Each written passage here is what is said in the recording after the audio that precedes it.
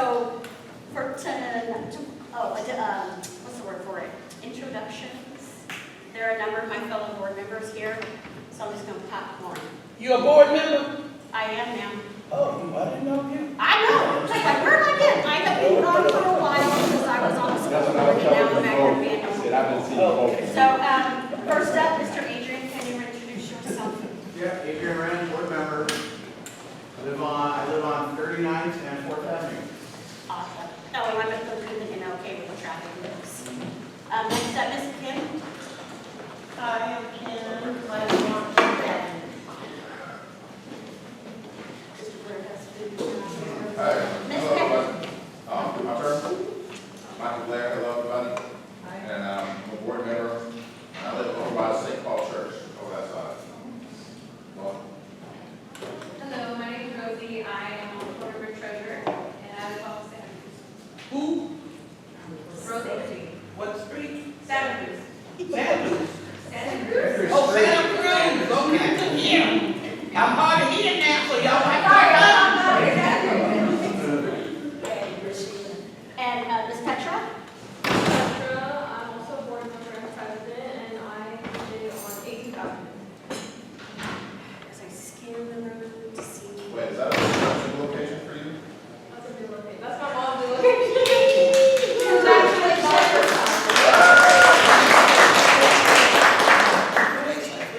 Okay. What y'all say now? Y'all know that I can't.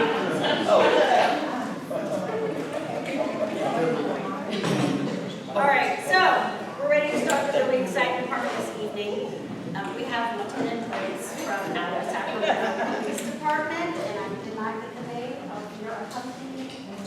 Sergeant of Embassies, Supervisor Bob Crime here in the park. Okay. Give them all you need. You will learn? Yeah, because I'm going to sit back over here in just a second. Take this. Lieutenant Sabrina Briggs, I am the new executive lieutenant for Oak Park. And then we can get into more introductions, once I take over there. Once I get over there. Yes. So, because it's been a long time since I've even been here at this meeting, what comes next?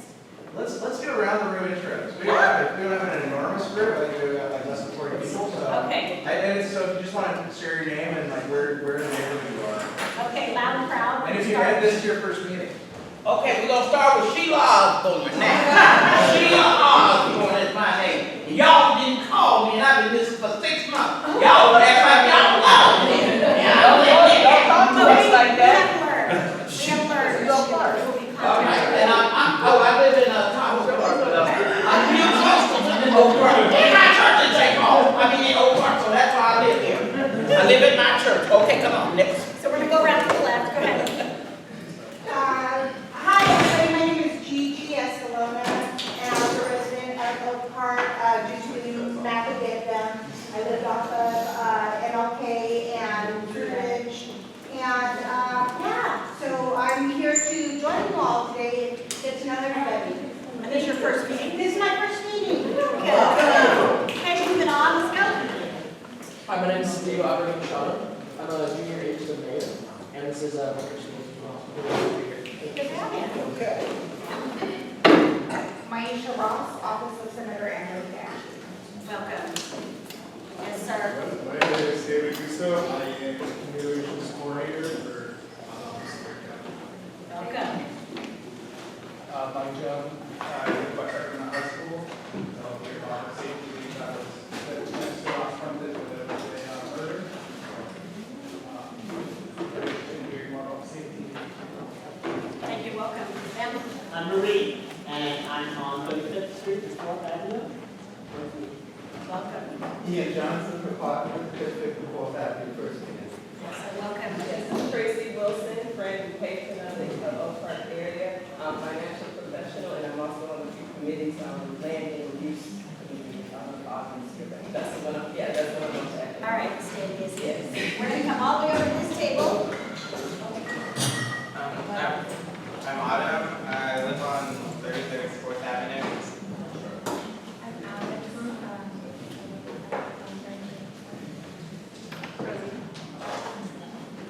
I'm Angela, a new homeowner here in Oak Park. Over there, but on State Hall side over there. Oh, okay.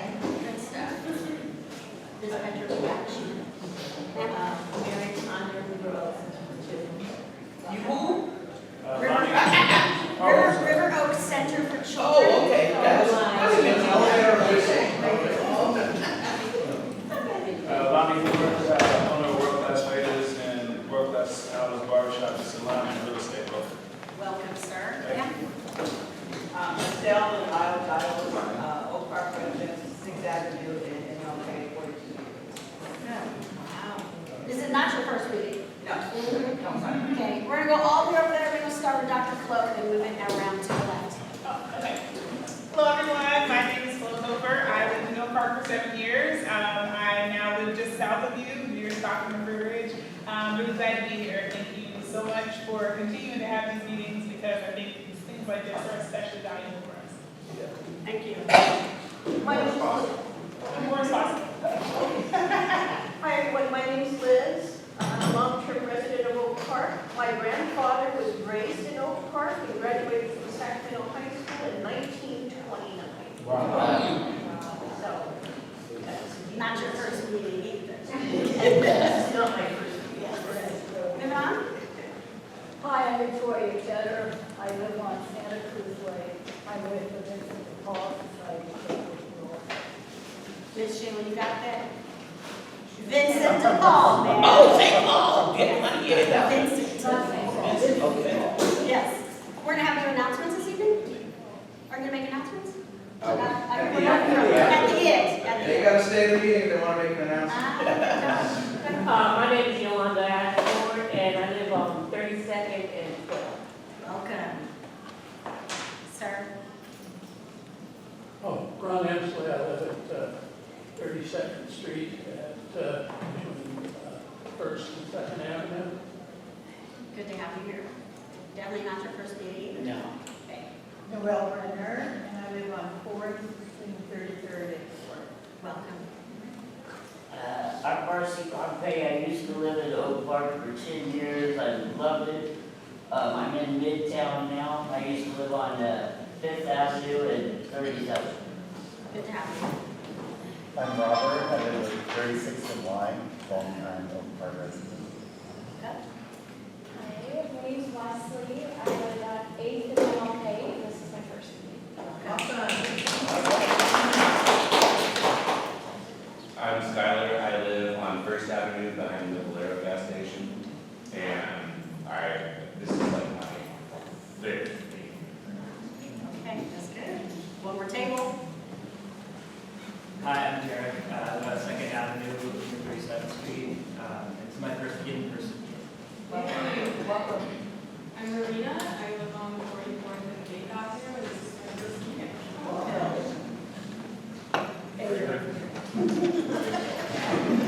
And you're closer. My name is Haida Bricksimmer, and I lived in Oak Park for 8 years. And I started attending the meetings this year. I'm very delighted to be here.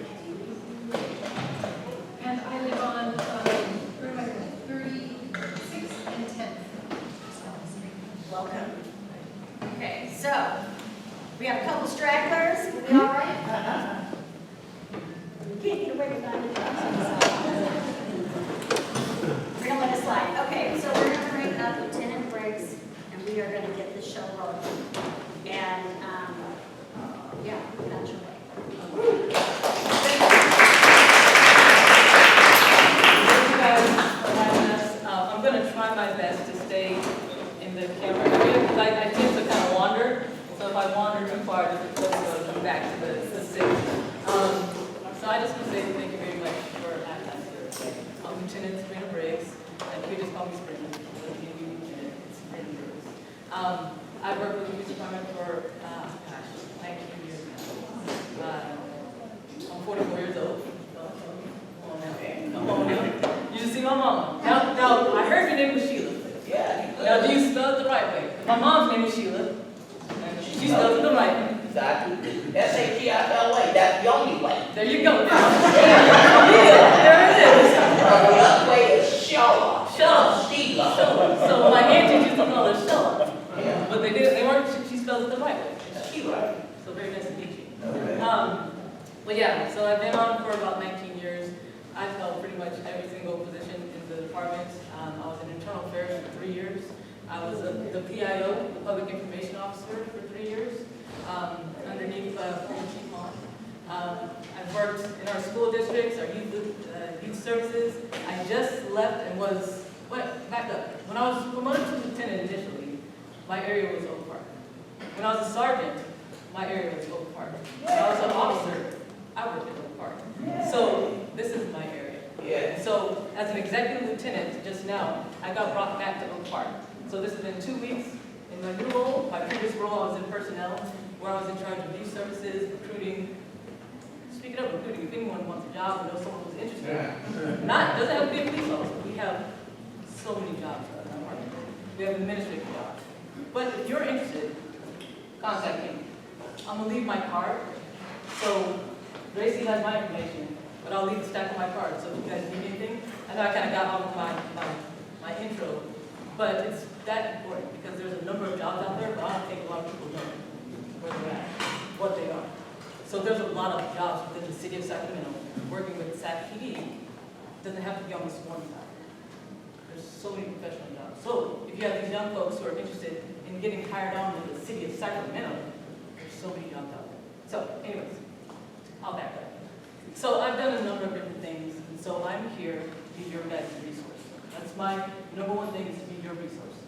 So honestly, I'm gonna let Jose, this is my new sergeant from our violent crime prevention. And so each area has their designated violent crime prevention. He's our East area, crime prevention sergeant. Tell them who he is.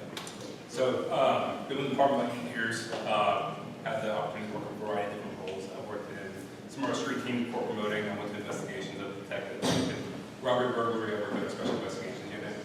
And then after that, I went to the chief's office where I was in our criminal intelligence unit. So essentially, it's almost like a chief's investigators. I did that for about 2 years, and after that, I went promoted to sergeant.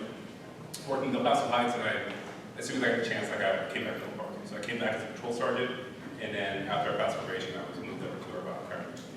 So that's where I'm at now. So sometimes you get here and you know, I could bore you to death with a lot of numbers and a lot of stats. Or I can show you exactly how to go and find the numbers and stats for your area. Just to let you guys know, I just looked year-to-date stats for Oak Park, and all the majors, like our homicides, our shootings, our traffic involved incidents, motor vehicle thefts, robberies, residential robberies, everything year-to-date is down. That's a good thing. So I wasn't going to come here and tell you, hey, I could go on hours and hours and talk to you about robberies and burglaries and stuff like that, but I could provide you with some resources, some things that you guys can do to find that information yourself also, so you're not relying on me to come every month and talk to you about it. So there's a thing called the open data portal that the city of Sacramento, anyone can log into. Anyone can log into that and say the police were at your next door neighbor's house, and as long as it's not some of those sensitive issues, because there are some sensitive crimes that we're not going to post on those kind of formats, you know. Like some of the domestic violence crimes, we're not going to post on that. But anything outside of that, you could go on to that open data portal and you can see the actions of the officers or what occurred. You can run your stats in your area, your neighborhood, and find out where the hot areas are for crime. And that's all at your fingertips that you could log on to. Also, I want to talk about traffic, because obviously there's a lot of complaints about traffic concerns. There's a couple different ways that you can report traffic issues. You can call our non-emergency line, you can do that. Or you can send an email to our traffic handle, and I'll make sure we have that information to you. You can send that email goes directly to the traffic sergeant. They're able to send out resources. My job as an executive lieutenant is I look at all the complaints. That's why we always say call, or email, so I know where to send my resources. If there's an intersection that continues to have sideshows at that intersection, and I don't know to send my resources out there. So that's why I continue to say call. Let us know what's going on. We have just started a nighttime traffic motor team. That motor team, its specific purpose is for sideshows and after hours and weekend complaints. And so they just finished up all their training. Today was their first day out there. And so that motor team will be out. And so if there's any traffic concerns or complaints that you have within your neighborhood, don't hesitate, give us a call. The handle is traffic complaints at SacPD, and you can write that down and make sure it's another thing, obviously, there are certain calls where, yes, police will show up because of the violent nature of something of that nature. If there's a call, or if there's any services that you guys need, that someone's in crisis, mental health crisis, and you think, I don't know who to call, because historically, when when something goes wrong, they say, call the police, right? You don't know who to call. I let the stack of the cards, but there's a number, it's called 988. 988 goes directly to well space. It's a 24/7 number that you can call if your family member's in crisis. And it might not meet our criteria, or maybe the police department might not be the perfect person to go there. Honestly, if there's certain things like they're becoming violent or there's weapons involved, we will go there. But as an officer, what I'm telling my officer, go there now, and if we de-escalate the situation, then after that, we can make a call for you. And then well space, they'll come out there, and they will send someone out and transport your family member and get them the help that they need. So there's a stack of resources for you for that.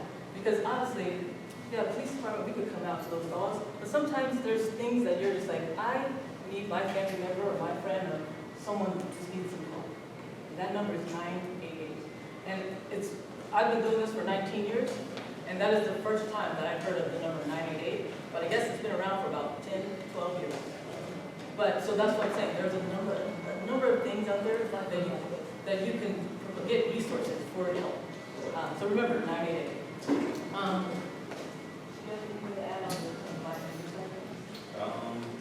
As far as my shop goes, some of the things we've kind of changed in the last couple of years as far as the way we deal about crime on a more proactive basis is we're doing a more strategic intelligence-driven enforcement. Well, we're looking through social media, we're doing more longer-term investigations instead of just kind of shotgun stops where we're out there stopping everything. We're essentially looking at not necessarily targets, but more people that are prone to violent crime, weapons possession, drug possession, and we're honing in on these people with utilization of unmarked UC vehicles and do surveillance, and then kind of just target these people and make proper enforcement stops where we know there might be a gun in the car, to where we're not just stopping everything, we're kind of just honing in on those things. So that's some of the things that kind of changed in the last few years, and kind of figuring out the role right now, but that's something that we'll continue to do going forward. Because historically, I've seen things like there might be a problem area. The way to police that problem area isn't just to saturate that area, because it might not be the area, it might be a particular person in that area. So we are changing the way our violent crime reduction team goes out there and does investigations. We don't saturate areas. There's a target, and that's what we're enforcing that. And so those are some things that we're kind of changing. I'm looking at the clock, and I love to answer questions. If for some reason you don't feel comfortable asking a question right now, like I said, I'll leave my card. Please send me an email, give me a call. But if anyone has any questions, first off, I want to give you another hug because I was at the last meeting when she's the brand new homeowner over here. So I just want to say congratulations. Thank you. Before the meeting started, we were talking, and she's like, "This is my house. Like, I can turn on the alarm. I'm going to get the alarm system going." So no, huge accomplishment. Congratulations. Thank you. So I want to open it up, and do you guys have any questions for me? I think it was about a year ago, there was a murder at, I think, 14th Avenue at 38th Street. A woman was shot on the corner. But I haven't heard anything. It was in the newspaper. You said about a year ago, or did it happen last year? Huh? Did it happen last year, or was it a year ago? I think it was about a year ago. Okay. I'll definitely look into it, and I can see if there's any updates.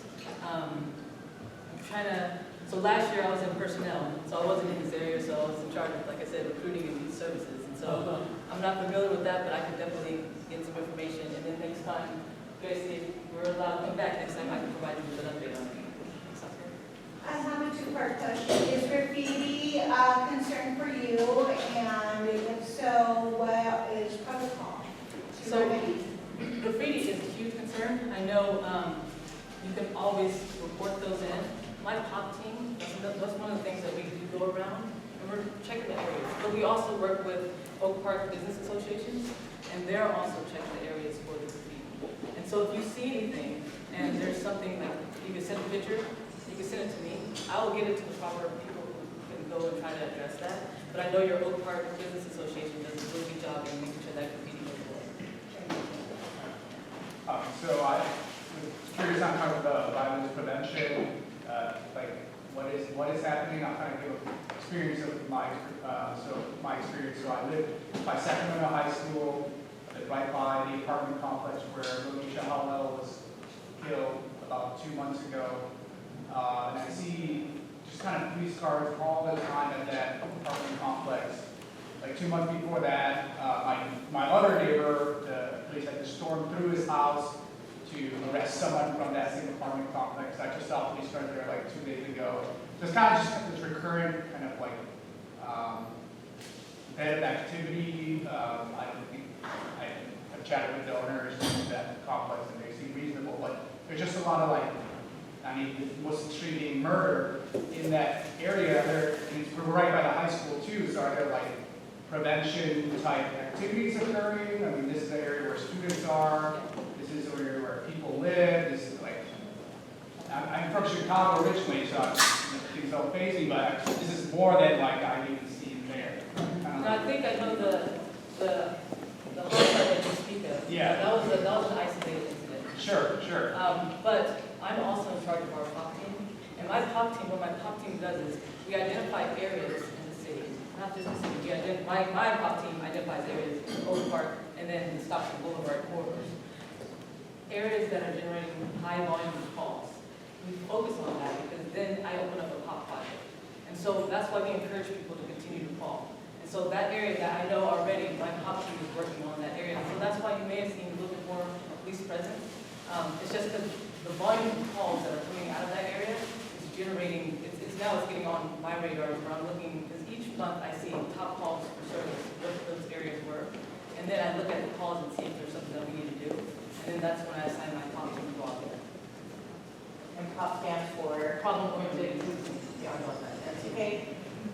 More on the homicide though, there was an arrest made. He was located out of state, and apprehended, and then brought back to Chicago. I saw him there. Yeah, I have a sort of related question. I'm curious about helicopter use, and to me it feels like every week there's like another helicopter hovering over my house, and it feels like a lot more than other cities of similar size. And I'm curious about the like sort of decisions around whether to use it, and I guess like does it really need to be used so much? Are there opportunities to maybe reduce the use of it? So the thing is, like, we utilize our helicopter for a number of things. Missing people, missing children. You can actually go on to our website and track what the helicopter is there for. So if you think that the helicopter is there and you're like, why? It seems like every night. You can find out exactly why they were there. And if it might be a shooting. But also you have to realize that this area that we're in, say, if there was an incident right here, and that helicopter hovering, there's an orbit that they have to make. And so the incident could be on the other side of the freeway. And it's not necessarily your area, but the helicopter has to come this way to make that orbit. But you can track and see exactly what the helicopter is doing. Because I'm telling you right now, the helicopter, what they're used for, a lot of it is missing kids. A lot of it is if there's an armed suspect on the loose. A lot of those things, but you can see exactly what it is. That's all. Was that your question? Mine was a helicopter question.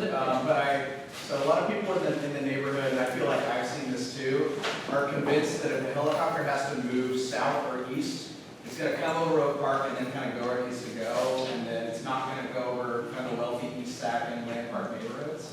Is that true? Is it true that it goes southeast and then kind of continues on? So the helicopter, our helicopter, so there's a number of different helicopters, a number of different things in the sky that's going on.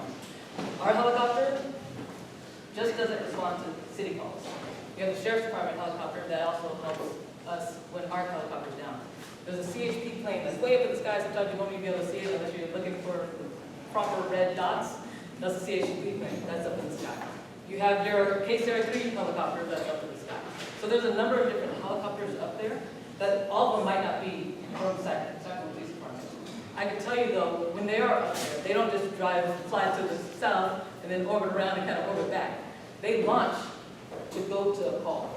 They're not just preactively just patrolling. They're just not flying around in circles looking for things. They're responding to a call. And so if there's a call in the south area, they're going to go to the south area.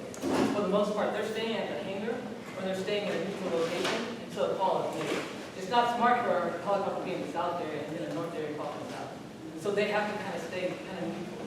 and that's not this area. They're neutral because they're also helping the sheriff's department as well. So there's a number of different things going on up there. It's just not, if you hear a helicopter, it's not, and maybe not just for that incident. I'm gonna get someone else just because I'll come back to you. Okay, I was just curious, what do you think accounted for the decrease in crime? And is there something that we continue to do to keep lower? See, that's a very, very good question. And since I'm brand new in my role right now, that's something that I'm gonna look at. Because obviously, like last year, I wasn't in this role. The year prior to that, I was a watch commander in this area, but my watch commander duties wasn't my executive lieutenant duties. Now I have to look at a bigger picture, and I have to see exactly why that reduction happened. And then, once I determine why it happened, then you best believe we're gonna continue trying to do that. We're gonna continue to try to get that. But yeah, that's a good question, that's my job to look into.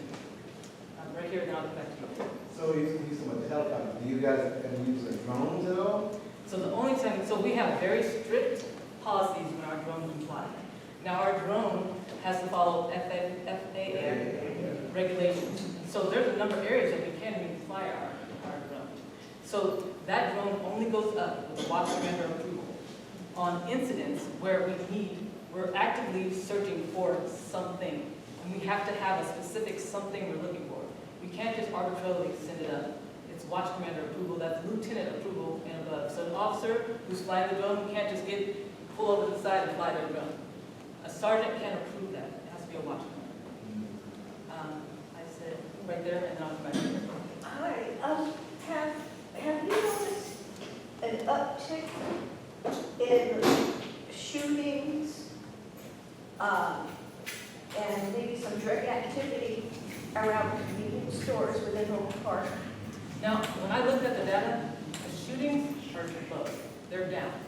And so specific locations that you're looking at, that's why I say that open data portal, you can pull it up. You can pull up what convenience store you're talking about, and you can see if there's any shootings in that area, or how many have been in that area in this year. Or perhaps maybe drug-related offenses. You can That's pull that up another as well. thing. Yeah. But so if there's something that you do see, and this is why when I go to I went to the Oak Park Business Association meeting, what I tell folks who own their businesses, if there is something that they need to see, or that they're seeing that they need to report us, let us know. Because they're the eyes and ears, and if there's drug dealing or shootings, or we'll come out to shoot, but if there's drug dealings that we're being made aware of, then let us know. And I could send some resources, or we can, maybe it's not that big of a problem. So I have a follow-up question to what you're saying. I'm glad you're sharing this information with me. It's educational. So if there is some kind of drug-related offense that is around or in the vicinity of a convenience store or anywhere in your neighborhood, do we call the SacPD? And then what is the process from that? If you need to get the DEA involved, is that something that you guys do, or is that, because I have never called the DEA, okay, but I have called SacPD for a variety of reasons. And so the DEA, they're not So when I was working in special investigations out of the side, there was a task force officer as well. As far as the DEA coming out to convenience stores or stores with sound we never realized, that would be definitely a city thing we would deal with. Calling the non-emergency line would be something that would go to the patrol sergeant, especially if it's in a hotspot location where we're having recurring issues of drug use, drug sales, and something dispatch an officer to, or even related to our POT team to follow up on as well. Okay. Somebody said initially, DEA is not going to come out to that. That's more of a local police thing. Now the DEA, they'll come out to something bigger. But yeah, so you can try to call them. If you get a hold of them, let me know until I'm trying to get a hold of them. So let me know. Yes, yes. We use the term in the intersection problems, sideshows? Is that the term? Yeah, so What is sideshow. that? Now sideshow, we've started having issues in the area. Not just this area, literally the city. I know CHP's having issues, the county's having issues. I know this is a big thing in Oakland. But what it is remember back in the day when people used to go show off their cars, cool car show? Now these kids, what they're doing is they're using their cars and they're making those donuts in the middle of the street. You'll have big crowds coming in to watch the sideshow, and a lot of times it's becoming violent now at this point where the person in the car doing the donuts, either they're hitting the bystanders, they're shooting off rounds, so they're becoming very violent. And so that's why we're dedicating a number of resources, because when they start, usually Friday, Saturday nights, you'll hear them, and they kind of go throughout the city. And so now we have a team that can address those issues. Before, I used to have to bring out my patrol sergeant and pretty much an officer from every single district to put together a team to follow these kids around. A lot of them are kids. To help get them out of the city. What they do, then they'll go to the county, or then they'll go to Stockton. But it's not Stockton, you know. And so now we have a team, because also, when I have to take a sergeant and officers, that takes away from my people who come out to help respond to your guys' calls for service. Because now I have to dedicate resources to these violent events called sideshows. Can you give me a website? For the open data portal, or? Yes. So it'd be on our transparency. If you go to our website, the SacPD website, you go to our transparency page. Also, the helicopter information is also on there. The information from our dailies is on there, and the transparency as far as the calls for service. I Googled Sacramento crime data portal and I came right up. There it is, yeah. It's good, it's also ran through the city. And so you can see a number of different things. I think it's, you can see reports, you can see calls for service, you can see citations too, like if there's a traffic complaint, but that's all on there. So, yeah. And then our website has the information for the helicopters. Another thing is we write a daily, so every single sergeant writes a daily entry for the activity that happened in their area. So we have day shift, swing shift, and graveyard. And so from those dailies, when my time in the PIO's office, what my staff would do, they would comb through those dailies, and then they would put it up and open it up to the public. And they'll post all the dailies on the public. You can get notifications and see, oh, I want to know what's going on in Oak Park. And they'll send you a daily for the Oak Park. And so every single day, you'll get a notification at 2 p.m. with the daily information that happened 24 hours prior. Yes. Yes, I want to say thanks again for coming out, because I think what you're doing right now is very good. So as far as community engagement or police relations with the community, how would you rank that right now within the Oak Park area, and what are some things that we can do as a community to help them? I think we're starting right now. Yes. Right? This is start right now. I absolutely love this area. I've been born and raised in Sacramento for 44 years, so this is my area. This is my area that I was an officer, sergeant, and now I'm a lieutenant. I plan on taking the next captain's test, so hopefully I can come back. I only got 6 years left. Hopefully I come back. No, but it's how we talked about the turnover and how it's like, hey, it seems like we get used to a lieutenant, or it seems like we get used to a sergeant, and they go up and vote on us, or they go up and leave. But so when I was here last, my primary area was Stockton Boulevard that I focused on. I still have those relationships with the folks from Stockton Boulevard. No matter if I'm their lieutenant or not, I am your guys' resources. I am here for you guys. If there's something that you need to get or information that you want, that's why I'm here. Now, we can open up to some community engagement. I love it, but that's what I do. I know our VCR team, they're starting to do something. I'll let you talk about your patrol team that. Yeah, actually here, when I took over the Oak Park air control team, I met with the community center, and we actually, every Friday, I have 2 officers come out here and spend some time with kids. Usually from like 1:30 to like 3 o'clock. It gives them a good amount of time to have a neutral space where they can kind of interact and not have to deal with it on a call for service or on a negative interaction where you kind of get these negative connotations. So having a neutral place where they can just kind of hang out and just hang with the kids, play sports, I think it's a great idea and something that I was proud to do before I left. So that's something If you have any events, anything, I will be there. If you contact me directly, and I don't care what time it is, I don't care if it's a weekend, I'll be there. Like I said, I've talked with Gracie at length, and I have 6 more years, and I want to, in my 6 years, I want to, let's make some relationships, you know, let's do something better so we can help this. This part 2 of that, with education, knowing your rights, especially with the youth, I think that is very some resources that we can tap into. What we can do is, if there's any, we could get a group of youth together in this realm, this area, I can come and I can talk. I can bring other folks with me. So yeah, did I give you my card? I'll get your card. I saw someone who hasn't asked a question. How come you don't start cops and coffee? You know what? Guess what? I like to. Guess what? So I'm gonna tell you something real quick. so yesterday I met with he's pretty much in charge of the Starbucks, pretty much all their stores in the city of Sacramento. Cops and Coffee, what I plan to do is, I used to work at Starbucks a long time ago. Now, I used to be able to make a mean latte. I used to be able to make some mean foam. And so, hey, we could use the Starbucks right here off of tea, and I'll go out there, I'll serve coffee. But yes, we can do Cops and Coffee. Like, let's bring that stuff back. I That's need what to I'm get the here. emails and come on Saturday. Hey, I brought some pushkins. I'll bring some more pushkins. We'll bring some coffee, and we just have a good time. Who has that talk? Wait, she hasn't said something.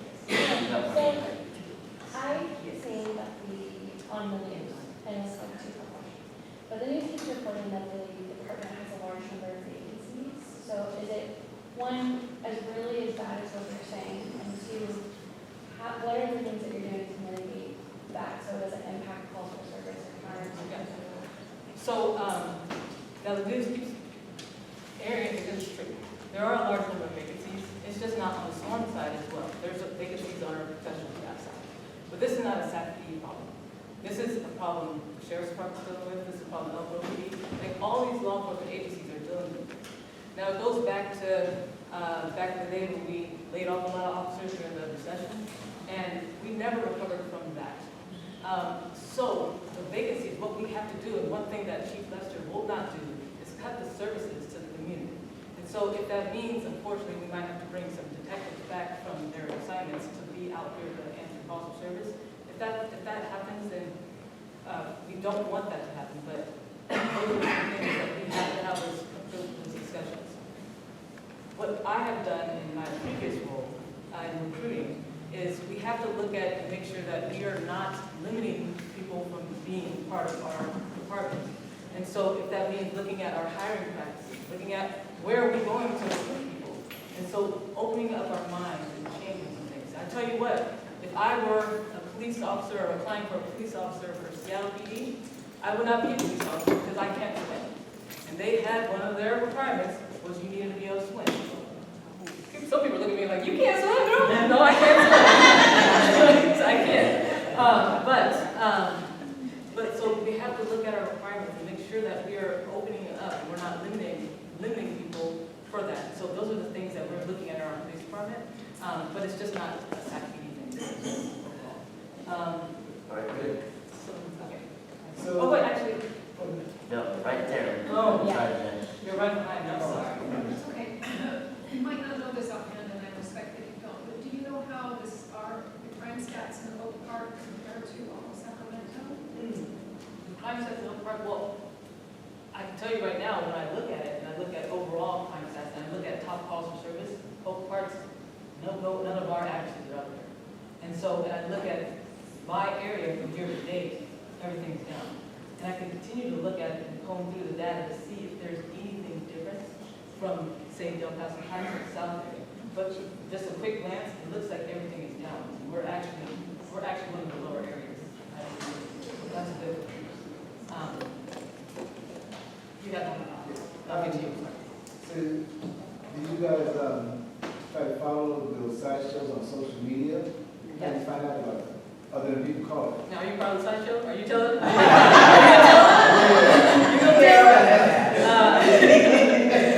Actually, yeah, we do have a team. We had a detective who was designated pretty much a sideshow guru. And so what he does is follows them on social media. But what they've learned is that we're monitoring their social media as well. And so a lot of times they won't drop a location until they drop that location. And so it's like almost we're playing this catch-up game.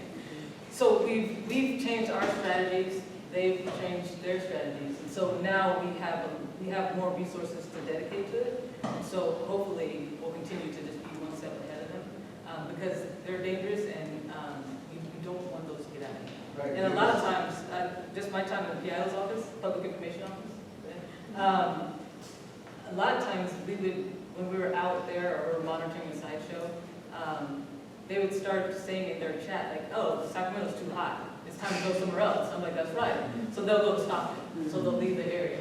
So that's just because we've showed that you can't. Yeah, there was one out here like 2 months ago, MLK, 8th Avenue, 7th Avenue. And, they had this kind of some guys on a bike rode up, then I didn't know the crowd was forming.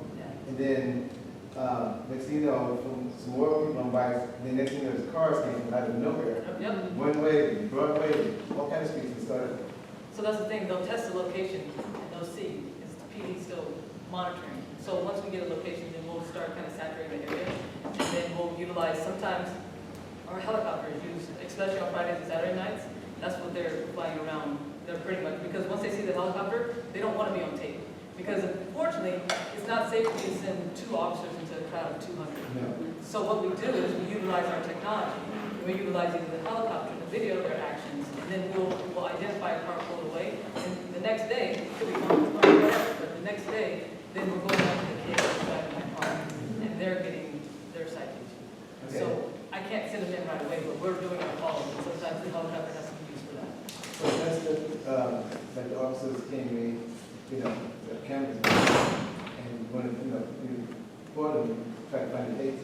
It's kind of hard for me to find it because sometimes the cameras don't catch everything, you know, but they need to catch like license plates and stuff like that. But, you know, if I know it would be put that, you know, would that get out to the public that it got reported? Or? No, so what you can do is like you said, the email address, you can send an email. You can call a non-emergency line and be anonymous. And call and say, hey, there's a sideshow activity, it looks like it's starting to form in my area. And then that will get on our radar, and we get more calls, and we're like, hey, I think we know where the next one's gonna be at. So call us, don't hesitate, you can be anonymous, you don't have to use your name. I saw that, yes. Yeah, so, budget season is upon us, and it, like, because of the deficit, like everybody knows that we're like something like 4 to 4 million in the hole or something around those lines. So almost every department in the city is looking at cuts and layoffs and whatnot, but the PD is coming and asking for an additional 3 million or 3 million to change or something along those lines. And I understand that every department would like to have more money to do what they do, public works and people run kids programs and all of that. But I'm wondering if you can kind of be, if you know, or if you have the information on you to be specific about what exactly we would be getting out of that additional $3 million investment, especially in light of the fact that almost the rest of the city is about to experience massive cuts.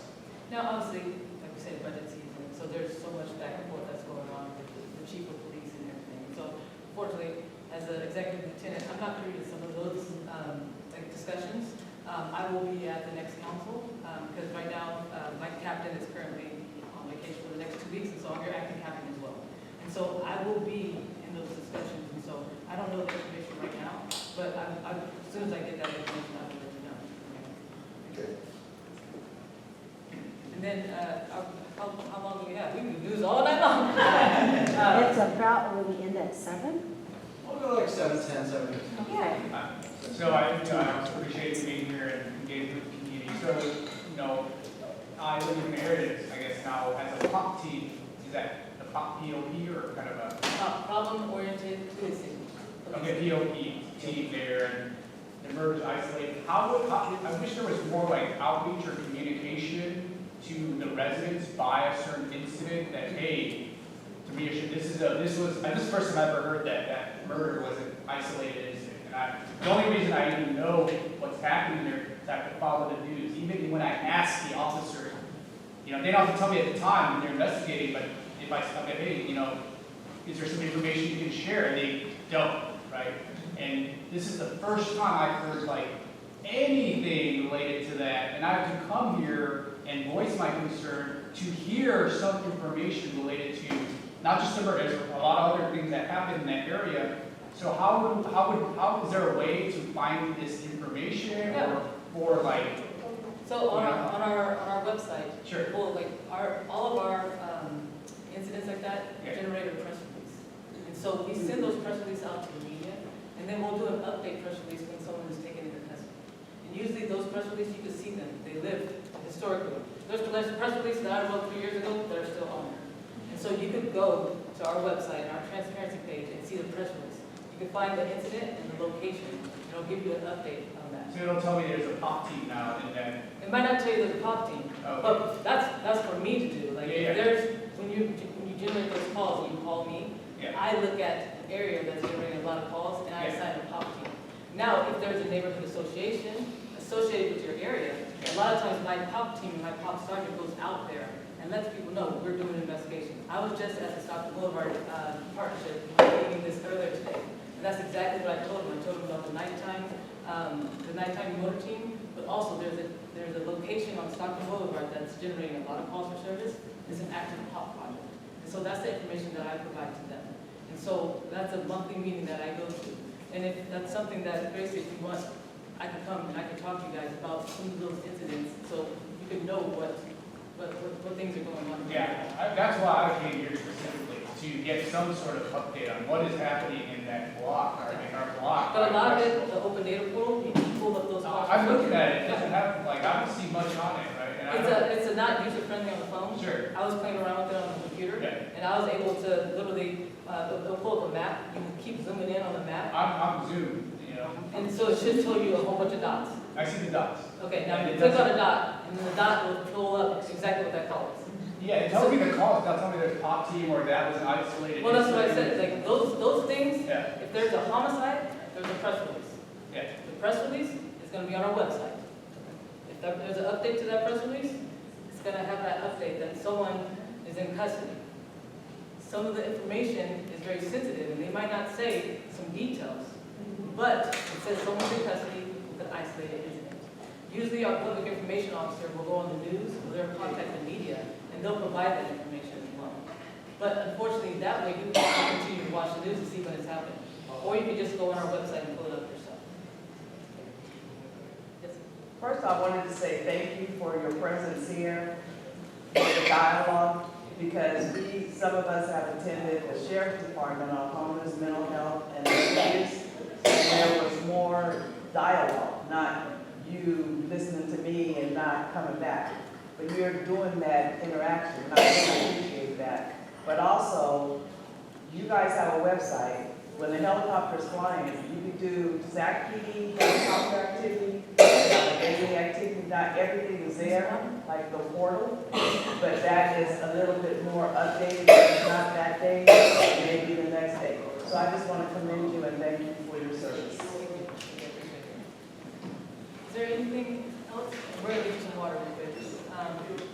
Anything? Like I said, I'm gonna give you my card. And if you guys have any questions that I maybe didn't address, or maybe you don't feel comfortable opening up and asking me in this forum, please email me. I have a question. You might have data on this, maybe not, but I'll ask it anyway. Has there been an increase in drug-related crime, for example, selling drugs, transporting drugs? I know it sounds more like a DEA question, but I'm sure that the SacPD can be involved in this at least at some level. Do you have any stats on that you can share with us? I could do some digging. Obviously, that's something we have a criminal intelligence team. We also have our So we have an officer full of DEA right now. We'll have probably a better insight as far as like the trafficking portion, as far as like how much weight we're estimating is moving across the border, either through ports or coming in through the Southern California. But unfortunately, we don't have that information right now. Definitely some digging come back do here. some digging, but the thing is, we have connections with the DEA, and I made a joke earlier, but they are a little responsive. But we do have connections. It seems like they're just me kind of looking around and not doing any kind of data. This is just Sabrina talking, kind of observing. There is a higher. We're starting to see this fentanyl kind of go around. We're starting to see it laced with meth. And so a lot of the drugs that you're seeing are so much stronger than they were before. And so I think that's the reason why you're starting to see a lot of these instances. And like I said, that's Sabrina talking, just being very, just like looking with my eyes open and saying, hey, there's some instances. So, but those are things that we do look at, and we're going to continue communicating every year. Yes. So, thanks for sharing. I think as you're new to roles, so I understand you might not have this information now, but how does your POP team collaborate, communicate with the Office of Community Development, right, and responsiveness to folks who are unhoused, right, considering that a lot of hotspots are also probably coming from concentration of folks who are unhoused and houseless. and really supporting that transition to making sure they're getting services in those spaces. Absolutely. So that's for me, when I look at a call and I look at a location, I like to see exactly what is the population, what is it, where are these calls coming from, the source of it, you know? And if it's something where folks just need some resources, or we need to contact our impact team who works directly with DCR. What does DCR stand for? There it is. And so I look at those things, and I make sure that our pop teams aren't going out there and replacing that. Like, we will look at a problem, and if we can address the problem without disrupting, I guess I'll say, and that's what we will do. But we will make sure we are working with those other entities. We'll work with code enforcement. We'll work with our impact team. We'll work with DCR before we're doing any kind of enforcement. Because my thing is that you could go out there and you can make some arrests. It's not going to solve the problem. And so we have to think a little bit different. How can we solve the problem? And that's when we get all the other entities involved. And so, yeah, it's not policing. But if I could get some resources and maybe help someone get off the street, then that's what we're going to do. You know?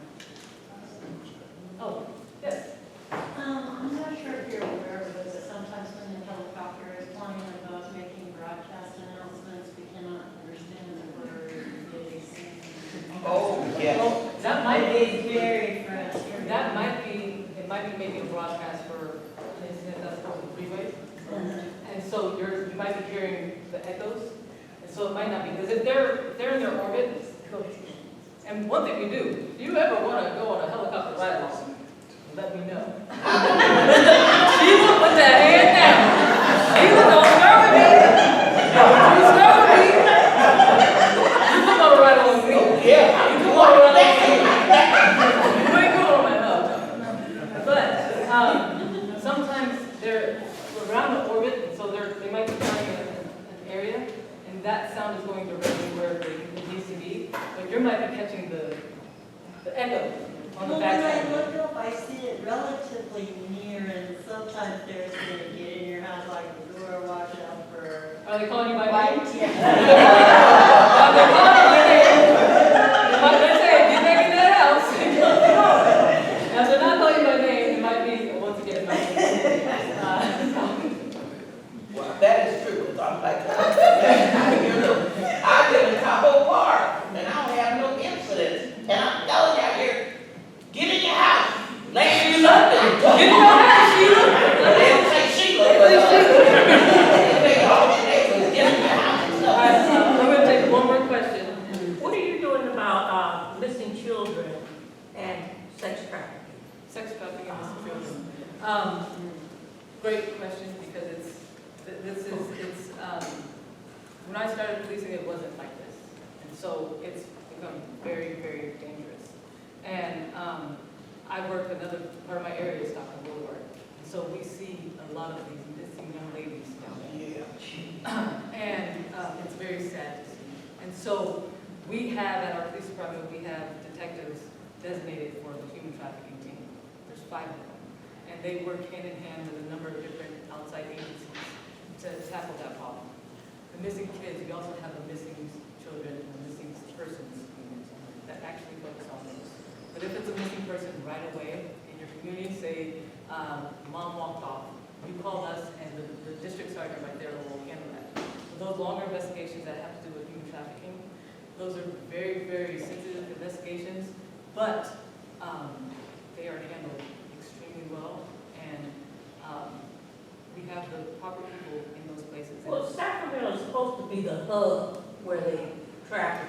Well, the thing is, I think you have, they say Sacramento, I know Watt Avenue in the county. Oh, yeah. That's been historic. That's been for a long time. Stockton Boulevard too. And so we're trying to address how do we, because it's not the young lady's fault, you know? And so that is not a crime. It's not a crime for them to be out there. So if we go and we go after the people who are the customers and make sure that it's not tolerated in this area, make sure that they do not come to this area to pick up young ladies. That's what we're doing. And so and then when we're out there on our game plans, we're making sure we're bringing the folks from the caches, we're bringing the resources, so we could get the young ladies some resources and find out what is it that they need to help them out of the situation. Because a lot of times, unfortunately, they don't know that they're in a bad situation until it gets really bad. And it's very sad to see these cases because they think that they've developed a relationship with the suspect. And they think it's more than what it is. And it's a very sensitive. Can I add? Yes. So being a former staff at Community Against Sexual Harm, we did partner with human trafficking of Collins and Fig, Jason and Fig. And we would go out to Stockton Boulevard, or we would go to the hotels, or we did do the Airbnbs, all the sting operations to let the women know like there's resources and how to get out of the life and things like that. But it takes a woman about 7 tries to leave before they actually find the courage to leave. But yeah, I just wanted to add that onto there. And if you want to know more about the human trafficking and the scope in Sacramento, it's on CASH's website, www.cashsacramento.org. And our detectives have gone back. So is it low? Is it gone down? I think, Or is it the same? for us right now in 6A, it has gone down. But I could go to Stockton Boulevard, and it's a seasonal thing. Because the thing is, during the winter months, it's not as busy. During the summer months, like it is right now, and school just about to get out, it's gonna pick right back up. And so, when I'm looking at my data from year to date, we haven't even hit the summer months yet.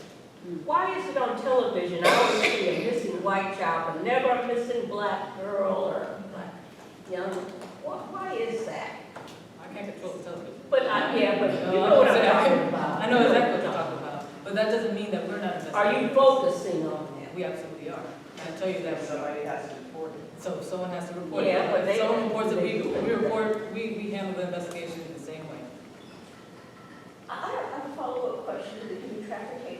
I've heard, and maybe you could shed some light on this, that most of the sex trafficking and the prostitution is done indoors, that it's not necessarily visible like someone, young woman standing on the street. It sounds like that those cases do happen, right?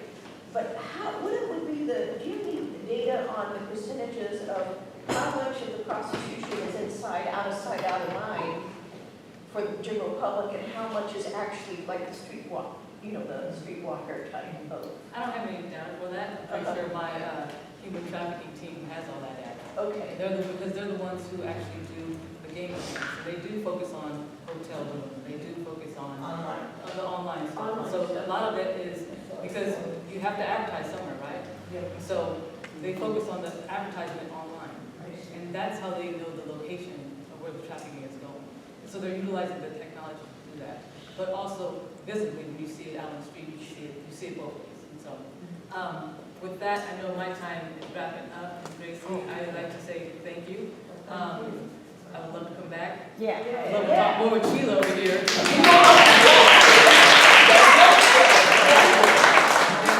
I'm gonna leave a stack of my cards. Please don't hesitate to email me. That number on that card is my old number, so send me an email. I know Gracie has my new number, my office line. But please email me if you guys need anything, and I look forward to doing that again. Okay, What? What you got? I need to ride with you because I can fight. You can fight? My knees are old, girl. I'm not at the fight no more. I'm behind the computer. Hey, Joe, They stay still. I'll move you along. Let's go. Fight, but I can't run no more. Thank you, guys. Thank you.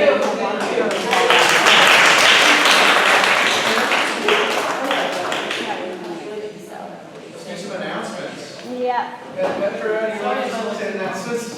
I got an announcement. Okay, so everybody, I have on this t-shirt. It's all black. It's a nice shirt, fits well, right? But it's plain. It doesn't have anything on it. With this, it has "I love Oak Park" on it. Wouldn't that be awesome? I also happen to have a few extras in case anybody wants to purchase it. $25 each. We got black and white living harmony, so you can have both. Whenever you're ready, afterwards, see us over here. We'll be glad to fit you with whatever you need. $25. Only $25. Yeah, you have to say only to make it sound. What is, Other announcements? Who else has announcements? I sent out an email about land use and government relations committee, hearings on that, not on the email list. You can come talk to me after this. But I also put a poll in there, like a forum asking just like what people want to see out of it. Time does it work? We're gonna try to get it set up for like an actual reoccurring meeting. Also just some explanations of what land use is, what government use is, and where, and questions about where you might be confused and what you want to learn about that, so you can move that forward.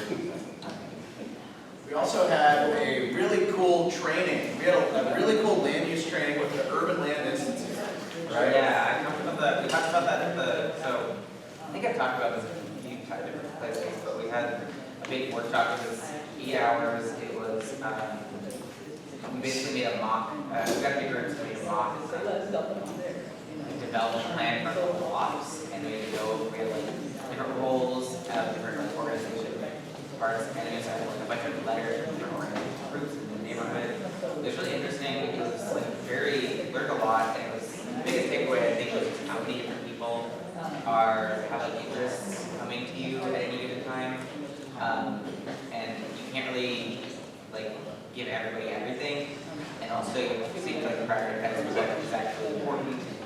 The other is that like developers need to make a profit, and that causes a lot of issues too. The city needs to get money back. Affordable housing is really expensive, so there's a bunch of stuff like that. We talked about it a little bit in our last meeting and sort of like things. Talked about tiny bit in the email, but if you guys have questions about how that works, you can ask me as well. Awesome. Who else has announcements? Who else has announcements? Announcements. Yes, go ahead. Hi, Oak Park. My name is Gigi. I'm the business representative for Cyclone Eco Power Wash and provide power washing services and graffiti removal. I'm here to meet you all in person. I once was a Oak Park resident, as I introduced myself earlier. And I know some of you may own businesses. We provide exterior building wash. We do windows, awnings, common areas, concrete, dumpster corrals. I remember Skylar mentioning that it is budget season. I'm thinking about here. It is budget season, and I am offering unlimited courtesy quotes for your properties. Thank you so much. If you're interested, I brought my business card. Thank you. We also have a big event coming up. I'll get to you, Flo. We also have a big event coming up called Celebrate Oak Park. Has anybody heard of Celebrate Oak Park? Raise your hand. Raise your hand. All right, most of you. That's great. It's the Oak Park Neighborhood Association's like big annual signature event that we do at McClatchy Park. Rosie, when is it going to be? July 12th, Saturday. July 12th. 37 days away. Wow. If you, how many of you guys get our email newsletter? Okay, good. There's a link. If you don't, come sign up. There's a link to participate if you want to have a resource table at the events, if you want to provide entertainment, if you know someone who does, if you want to volunteer. That's the form. That's like the ultimate form for like intaking you into like the program and collaborating. So it's going to be a really fun event. 10 to 5, right? Yeah, and I was just maybe talk a little bit about Trailblazers. Yeah. There's another event that's happened that's called the Oak Park Trailblazers, and they celebrate community or families in Oak Park that have been doing a lot of great work throughout the years, and so we're actually partnering with them this year. So our event starts at 10, but it's going to transition in the 2 o'clock-ish time frame into the celebration of the Trailblazers and the celebration of the families that are going to come on that day. So it'll be a really cool opportunity to have a great time, music, food, and then celebrate families that have had a long lasting. Nice. So that's the second Saturday. I guess so, yeah. And the Oak Park Trailblazers are the family of Callie Carney, who's the first black council member representing Oak Park. So it's her daughter and family who put that on. It's really cool. Really cool. 10 o'clock. 10 I o'clock. need that written down. So we're gonna have some other cool stuff, right? We're gonna have, we've, in the past years, we've done an EV ride and drive with SMUD. Oh, yeah, You can yeah. test drive an EV. Again, there's no salespeople around, so it's kind of nice. But if you test drive an EV, you get a $10 voucher to use at the Oak Park Farmers Market, which is gonna be happening concurrently. So what I like about this is we convinced SMUD to give out vouchers that are gonna get circled back into Oak Park's, our farmers market. So that's just really nice of SMUD to do. And so again, $10 at the market, right, for like, you know, some tamales and produce sounds pretty good to me. So come on by, we're gonna have entertainment, we're gonna have music, we're gonna have some we know we're gonna have some good gospel music and stuff. Prizes, we'll have prizes too. We'll have prizes. Last year, we had a PS5, an e-bike, and AirPods. Those are pretty good prizes. We'll have t-shirts. Yep. And then some other fun stuff. So if you have ideas for folks who could be good entertainment, like I know we have multiple like dance troupes in Oak Park and stuff, make sure they see that form because we're building out our run of show now. So we're really excited. Okay, so wait, I got my hand up. No, you just raised it. Okay, but I want to make sure, you said we are going to do the card thing? Yeah. Okay, I just couldn't hear. Yeah. I'll be there. Okay, Cool. come on, girl. July 12th. Saturday, July 12th at the Flashy Park. So I just want to let everyone know that we are, the More Responsible Sacramento Coalition is planning to have an event on the last Friday of June 27th. You can find information at moreresponsible.sac.com. But we're having a backyard barbecue that is to celebrate City of Refuge, the neighbor right here. Is doing great work to make sure we're investing some dollars and resources in them, and also making sure more people know about the services that they're providing, including some of the new work that they're doing. So you can come out, that's Friday, June 27th. Oh, Friday. Starts at 5:30 p.m. and you can go on and make a donation. And we're letting the location be known after people buy tickets because it is someone's actual home. But you can go to moreresponsible.sac.com. Very cool. Write that down for me. I love that you guys are supporting City Refuge. That's great. This is also City of Refuge related. Who has noticed that there's a new restaurant next to City of Refuge? Right. Doña Maria Costanita. Who has eaten there? So you got, yeah? Was it yummy? It's great. So that family grew up in Oak Park as well, and they know the City of Refuge folks, and I guess they're just well connected to Oak Park. So at first I was like, oh, like I know they're like from further South Sac, one of the really good Mexican food pop-ups. But anyway, I recommend trying them out. They're really good, and they have some Oak Park connections. So this is kind of cool. I know we have a lot of Mexican food in the neighborhood now. It used to just be a lot of vegan stuff, but now we have Cantina Orale, we have Oaxaca, and we have that. So we're really amping it up, which is kind of cool. And then of course just support the Oak Park Farmers Market, right? Like. We don't want that to go away. They're fully funded this year and I believe half of next year, but they're trying to ensure that they can continue on beyond 2027. So we need to keep showing up. We need to spend our money local, right? And I know, it's easy to go to Safeway. It's easy to even go to Rancho San Miguel, but we also need the support. But consider buying your produce, buying your breakfast, your lunch at the market on Saturdays because they need us. So, yeah. Announcements? Yes, we're doing announcements. We're doing it. Hi, I'm Sue Gilmer. I'm UC Davis Abbey Square. I'm doing tours inside the building, so if you want to come and have a guided tour and see the space, I have one coming up Saturday. That's this Saturday, and next week Tuesday. I have flyers here if you want to sign up. Wexford, our development partner, is hosting the first of their monthly Innovation Exchange events. They're calling it MIX, or Monthly Innovation Exchange.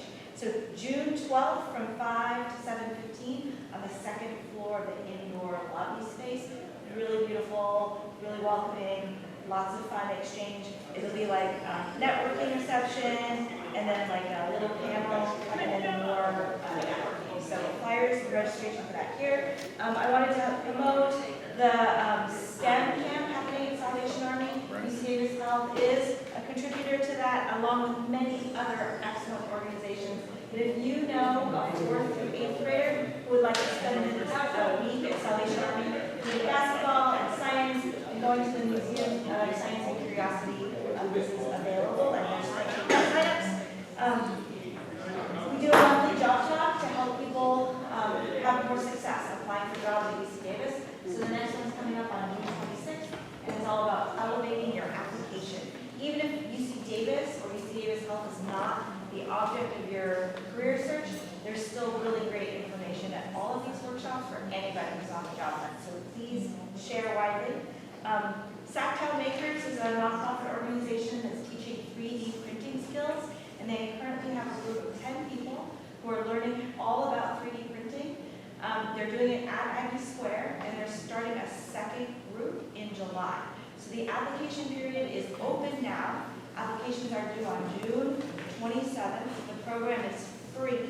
They're going to take 10 people in their next cohort, and all of them who finish the program get to take home their 3D printer and a year of software that runs the 3D printer. So amazing program. It's funded by the City of Sacramento's Innovation and Economic Development Group, and then Waxford is hosting this group for free in Aggie Square, and I'm doing stuff like helping promote it. So please come get a flyer. You have to be 18 or older to participate.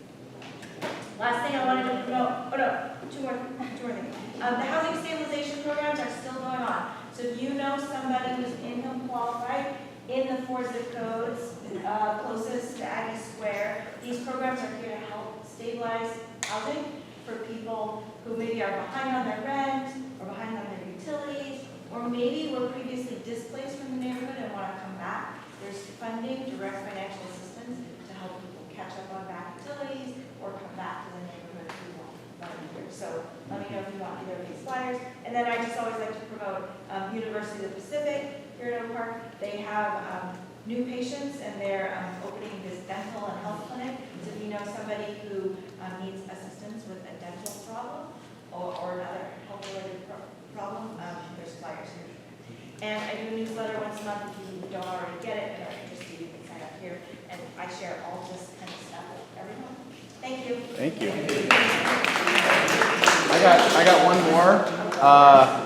Who knows what SMUD is? Who's heard of SMUD? They're our municipal community-owned utility. They're a supporter of the Oak Park Neighborhood Association. And who else has heard of time of day rates? Who's heard of time of day rates? So the time of day rates kicked in on June 1st, a few days ago. That basically means that 5 to 8 p.m. is super duper expensive to use electricity. So I know, like, I avoid like running my dishwasher, my washing machine, my AC or whatever from 5 to 8 because your bill's gonna be crazy if you do it. So just something to think about is like try to game it. Try to game it. Don't spend electricity from 5 to 8. Yeah. So anyway, it's just it's literally 3 times the cost. It's literally like 11 to 15 cents per kilowatt hour off peak, and it's like 35 to 45 on at that time cents per kilowatt hour. So it's like you could have a $60 bill or you could have a $180 bill, literally depending on how you If you want to breathe. Yeah. And so I know all of us are cost conscious. It's that's just this in this economy. So we need to be thinking about that stuff. I think that's it. Do you have any other announcements? I have no announcements. Our former SCUSD board president doesn't have anything to share. Come on, mental vacation. Mental vacation. Okay, yeah. Thanks, Michael, you're doing some workforce. Michael's doing a bunch of cool workforce training stuff too. Yeah, so there is anyone interested in construction. So we have a construction program that we're tied in with the Sacramento Sierra building trades. So all the trades like plumbers, electricians, bricklayers, all this stuff, they all kind of tie into these unions. And so we have a workforce development program to give folks all the fundamentals so they can then get into those unions and work. And that starts up on the 19th, and we have on the 9th, Monday, an information session. We have folks come out and we talk to them for about 2 hours about the whole program, ins and outs. Make sure it's something that they're interested in, and then if they are, and then we interview them and they're successful, we bring them in for 10 weeks, get them that hardcore training, and get them out to unions. Very cool. And then I got one more announcement that next month is July, so we are not having a OPNA meeting first Thursday of next month. So save your gas money. July 3rd. No one wants to meet on July 3rd. We need a We have fireworks to set off. And then, of course, July, you'll be able to hang out with us at Sacramento Park. Oh, and we're doing something tomorrow. Rosie, what are we doing tomorrow? We have a social tomorrow at Oak Park Brewing. Yeah. Hang out, have a beer, soda. What time is it? 8:30. We're gonna hang out. Come eat Rosie's gonna start pregame at 5:30. And then we'll probably be there till 8. And it's First Friday. So you can come and hang out and do a loop, kind of around our business district and support all the cool makers and made studios and stuff.